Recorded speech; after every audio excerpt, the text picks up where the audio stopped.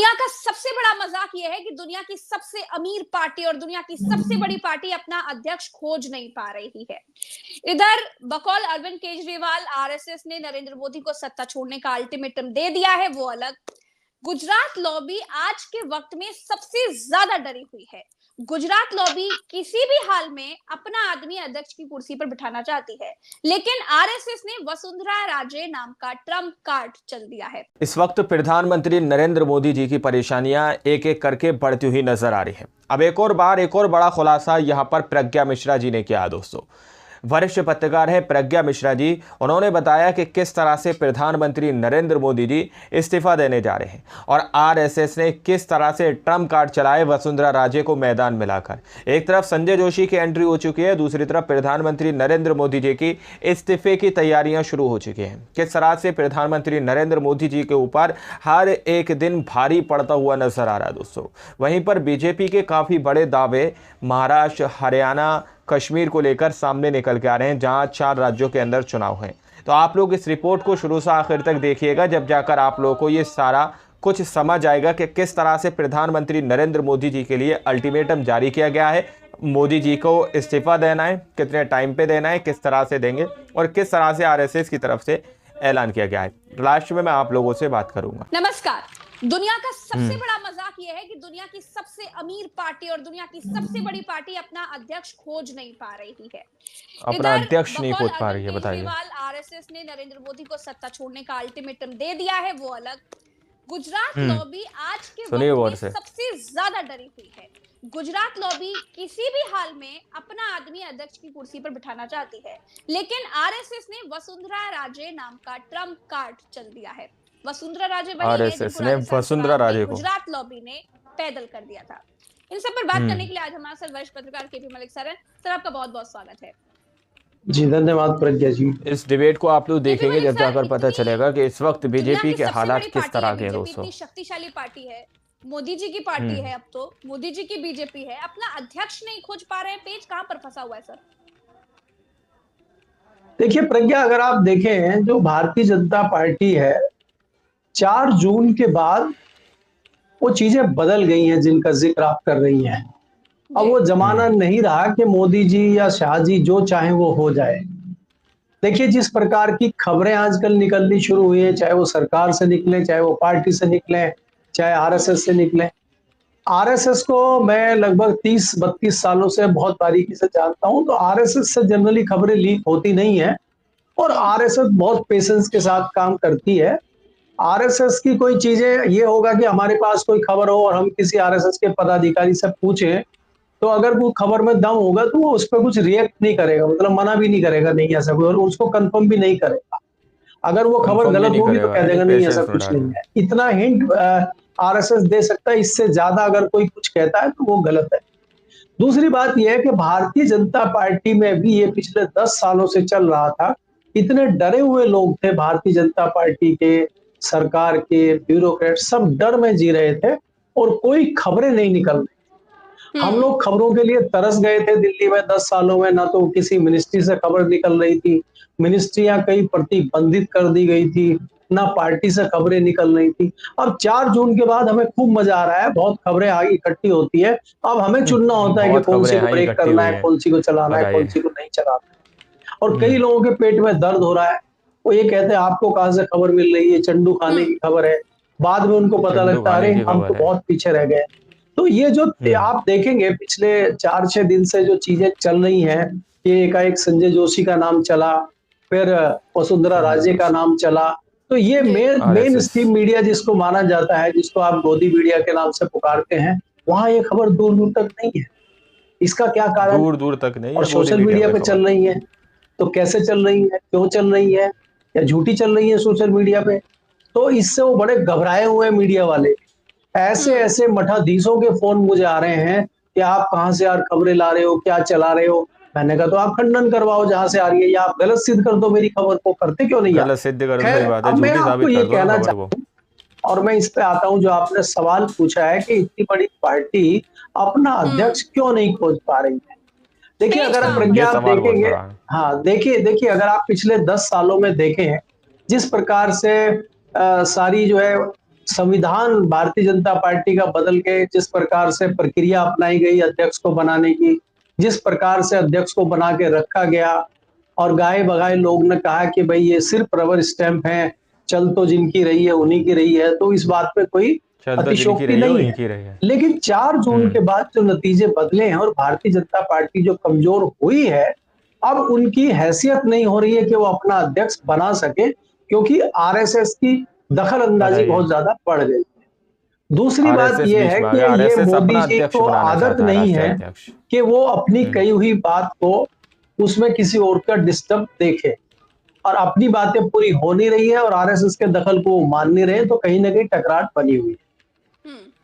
अब ये जो रुका हुआ है मामला, ये इस बेस पे रुका हुआ है, जो केरल में अगर आपको याद हो पिछले दिनों आरएसएस का प्रोग्राम हुआ था, वहां उनका 3 दिन का अधिवेशन हुआ था, और उसके बाद ये हुआ था कि फाइनल यहीं से डिक्लेयर करेंगे, संजय जोशी का नाम डिक्लेयर करेंगे। हाँ। तो उस पे इन लोगों ने ये कहा कि हम 4 राज्यों के चुनाव हैं और हम 4 राज्यों के 4 राज्य जीत रहे हैं, नहीं तो कम से कम 3 राज्य तो हम जीत ही रहे हैं, तो आप उसके बाद निर्णय लीजिए, तब तक आप रुक जाइए। हालांकि आप भी अगर देखेंगे, चाहे वो कश्मीर हो, चाहे वो हरियाणा हो, चाहे वो झारखंड हो, चाहे वो महाराष्ट्र हो, हमें जीत तो दिखाई दे नहीं रही है। तो ये सवाल भी उठा कि जीतने की स्थिति तो कोई नहीं ले, आप कैसे जीतेंगे? तो इन्होंने कहा नहीं, जीत तो हम वहां भी नहीं रहे थे, मध्य प्रदेश में भी, और तमाम मीडिया, तमाम पार्टी के लोग भी मना कर रहे थे कि मध्य प्रदेश में भारतीय जनता पार्टी की सरकार नहीं बनेगी, लेकिन आज हमारी पूर्ण बहुमत की सरकार मध्य प्रदेश में है, तो हम सरकार बनाएंगे, आप उसको छोड़ दिए। तो इसमें ब्रेक लग गया है इन चीजों पर। तमाम जो अभी 2 राज्यों में इलेक्शन हो रहे हैं, यहां तक दावा भारतीय जनता पार्टी के आज के शीर्ष नेतृत्व का है कि हम कश्मीर में भी सरकार बनाने जा रहे हैं। हालांकि जो विशेषज्ञ हैं उनको समझ नहीं आ रहा है कि किस फॉर्मूले के तहत बनेगी, लेकिन इन्होंने फॉर्मूले सेट करके दिखाए। अगर आपको याद हो, पहली बार कश्मीर में भारतीय जनता पार्टी के समर्थन में सरकार पहले बन चुकी है, ऐसा नहीं है। तो इसलिए कई लोग अभी इसको सिरे से नकार भी नहीं रहे। दूसरा, आप जिस प्रकार से हरियाणा में देख रहे हैं, तमाम माहौल नेगेटिव होने के बावजूद भारतीय जनता पार्टी को बड़ी आशाएं हैं। भले ही खट्टर कमरों में, बैंक्वेट हॉल के अंदर छुप के मीटिंग कर रहे हो, पब्लिक में जाने की हिम्मत ना हो रही हो, लेकिन दावे बड़े जताए जा रहे हैं। तो इसलिए क्या है कि संघ ने कहा है ठीक है, बहुत देर भी नहीं है, 8 अक्टूबर तक परिणाम आ जाएंगे और उसके बाद तय कर लेंगे। तो अब ये कम से कम 8 अक्टूबर के बाद ही ये डिसीजन होगा कि नया अध्यक्ष कौन होगा। तब तक इस बात की चर्चाएं चल रही है कि किसको हो। जैसे ही संजय जोशी का नाम चर्चा में आया, तो इन लोगों की सिट्टी पिट्टी गुम हो गई। संजय जोशी का मतलब मुझे ज्यादा उनका विस्तार से बताने की जरूरत नहीं है। अगर संजय जोशी आ गए तो इनके चारों रास्ते बंद, और एक रास्ता सिर्फ इनका बचेगा, वो झोला उठाने वाला। तो इन्होंने फिर कहा कि नहीं, ये नहीं, वो नहीं। तो संजय जोशी अगर अध्यक्ष बनते हैं तो क्या नरेंद्र मोदी इस्तीफा दे देंगे? देखिए, 2 तरह की चीजें होती हैं प्रज्ञा जी। एक तो ये होता है कि खुद इस्तीफा दे के चले जाए, और एक ये होगा कि हटाई जाए।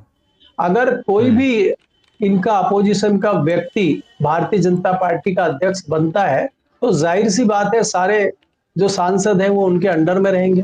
और आज पार्टी में 60 से 70% लोग इनके विरोध में हैं। इस बात को आप नकार नहीं सकते। इनकी पार्टी आपको याद होगा कि कर्नाटक से 7 बार के सांसद की आवाज उठी थी, यूपी में पिछले दिनों आवाज उठी थी, कई दूसरे स्टेटों से आवाज आ रही है कि मैं 4 बार का सांसद हूं, मैं 6 बार का सांसद हूं, मुझे क्यों नहीं मंत्री बनाया जा रहा, मुझे क्यों नहीं लिया जा रहा। ये आवाजें तो उठ रही हैं, लेकिन अरविंद केजरीवाल ने जब सदन में ये बात कही कि उनको एक आरएसएस के नेता, बड़े नेता से उनकी बात हुई और उन्होंने कहा कि आरएसएस प्रमुख मोहन भागवत ने अल्टीमेटम दिया है नरेंद्र मोदी को गद्दी छोड़ने के लिए, लेकिन वो छोड़ नहीं रहे हैं, उस वक्त पर कोई बोला नहीं। बीजेपी के लोग चुप रहे, बड़ा सन्नाटा पसरा था। चुप रहे बीजेपी के लोग। संकेत ये है कि सब चाहते हैं कि भैया साहिब जल्दी विदाई कर लें, विदाई ले लें, साहब जल्दी विदाई कर लें। देखिए प्रज्ञा, क्या होता है नरेंद्र मोदी जी कि जल्दी विदाई कर लें। अरविंद केजरीवाल को इस बात के लिए जाना जाता है कि वो सनसनीखेज और सनसनी फैलाने वाले स्टेटमेंट देते रहे हैं, पहले भी देते रहे हैं। आपके चैनल पे भी हम लगातार चर्चा कर रहे थे, बाकी जगह भी हम दावे कर रहे थे लोकसभा के चुनाव से पहले कि बहुत तलखी योगी में और दिल्ली में बढ़ी हुई है, और वो जग जाहिर है सबको। और हम लोग चर्चा भी करते थे कि अगर बहुत अच्छे परिणाम भारतीय जनता पार्टी के केंद्र में आते हैं तो सबसे पहले योगी को हटाया जाएगा। तो वही जी। बात हम लोग यहाँ सोशल मीडिया पे चर्चा करते थे, लेकिन वहां जेल से बाहर आने के बाद मंच पर खड़े होकर खुलेआम चर्चा केजरीवाल ने कर दी, तो वो बहुत तेजी से फैल गई। तो ये बात जो अभी बताइए, केजरीवाल कह रहे हैं, ये लगातार जो सोशल अंदर ही मीडिया अंदर में चल चल रही रही है थी। और वही बात केजरीवाल ने उसका जिक्र किया है। और इसमें कोई दो राय नहीं है कि संघ अभी हावी है भारतीय जनता पार्टी के ऊपर। अगर संघ हावी नहीं होता तो कौन रोक रहा है मोदी जी को अमित शाह को अध्यक्ष बनाने के? बना लीजिए ना, पहले भी तो बना। अरे भाई, नड्डा जी को आपने बनाया और संविधान को चेंज करके आपने बनाया, तो अभी भी आप बना बिल्कुल लीजिए सही किसी बात को। है। और फिर उसमें ये बना भी है लीजिए कि ना। लगातार 2 बार से ज्यादा संविधान में यह है कि 2 बार से ज्यादा कोई नहीं रह सकता, उसको ब्रेक लेना पड़ेगा, उसके बाद भले ही फिर वो बन जाए। नड्डा जी इस बार नहीं बन सकते, भले ही नड्डा जी को बीच में ब्रेक देके दोबारा इनको बना लिया जाए, लेकिन कंटिन्यूटी में इनको नहीं रखा जा तीसरी बार सकता। बना लिया जाए, अब मतलब जैसे ब्रेक कई देके लोगों एक ने बार कहा कि उनको राजनाथ ना 2 बार बनाया रह जाए और चुके कोई हैं, अब और नहीं बन जाए। बनेंगे, वो बन सकते हैं, क्योंकि ब्रेक देना है बीच में। अडवाणी जी और वाजपेयी जी ऐसे बहुत बार बनते रहे। तो यहाँ हम्म। मतलब ये है कि भारतीय जनता पार्टी का अध्यक्ष बनाने के लिए मोदी और अमित शाह में ताकत नहीं बची हुई है। इसीलिए आरएसएस इतना जोर जबरदस्ती कर रही है। आरएसएस ने सीधा सीधा संकेत दे दिया है कि भारतीय जनता पार्टी का अध्यक्ष हमारी पसंद का बनेगा। अगर आप अपनी आरएसएस ने पसंद का कह दिया है बनाना हमारी चाहते हो पसंद का तो फिर बनेगा क्या। प्रधानमंत्री हम अपनी पसंद का बना लेते हैं। दोनों पद हम्म। आपकी पसंद से नहीं बनेंगे।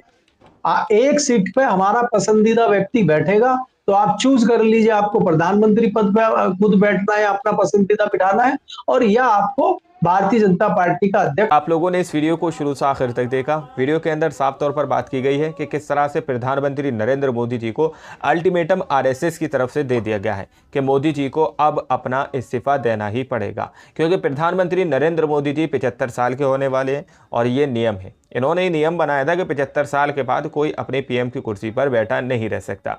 तो आरएसएस ने अल्टीमेटम जारी कर दिया है कि जैसे ही प्रधानमंत्री नरेंद्र मोदी जी 75 साल के होंगे तो उनको अपने पद से इस्तीफा देना पड़ेगा। वहीं पर अभी तक जिस तरह से बीजेपी सरकार अपनी मर्जी का राष्ट्रीय अध्यक्ष चुनती आ रही है, लेकिन इस बार आरएसएस ने अपनी बात बीच में डाल दी है कि इस बार हम अपनी मर्जी का जो है राष्ट्रीय अध्यक्ष चुनेंगे। तो उन्होंने सीधे तौर पर संजय जोशी को एंटर कर दिया है बीजेपी के लिए और सीधे तौर पर कहा है कि राष्ट्रीय अध्यक्ष इस बार हमारी मर्जी का बनेगा और वो संजय जोशी होंगे। एक तरफ वसुंधरा राजे को भी मैदान में किया है। अब दावा ये किया जा रहा है कि अगर संजय जोशी राष्ट्रीय अध्यक्ष देश के बना दिए जाएंगे तो प्रधानमंत्री नरेंद्र मोदी जी काम नहीं कर पाएंगे, क्योंकि सारे सांसद राष्ट्रीय अध्यक्ष के नीचे काम करते हैं।